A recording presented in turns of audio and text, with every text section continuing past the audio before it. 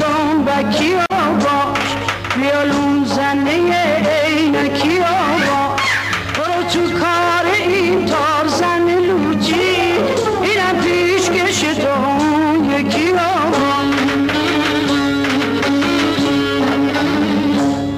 این آشناش ناش ناش کلا مخملی رو باش به پا نرداشم شست پاش تو چشما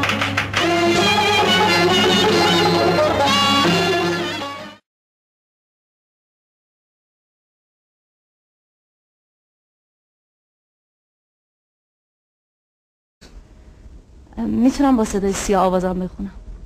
چه آوازی؟ یه آواز سنتی. بخون.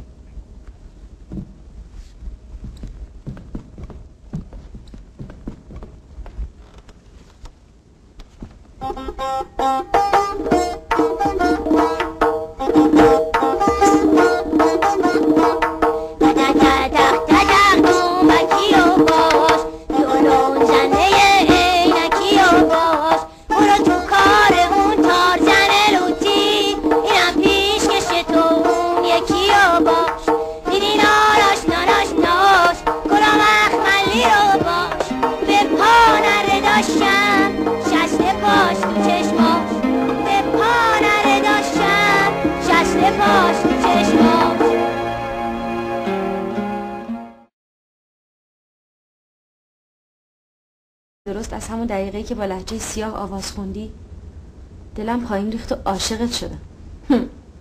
چه آوازی براش خوندی که دلش پایین ریخته و عاشقت شده؟ یه آواز سنتی. بخون ببینم. الان؟ چه خجالت میکشی؟ نه ولی فکر میکنم که فکر نکن بخون. تتت تتتتتتتت دنبکیو باش ویولون زنه عینکیو باش برو تو کار اون تار زن لوتی اینم پیشکش تو اون یکیو باش اینی ناناش کلا مخملی رو باش به پا نرداشم شست پاش تو چشماش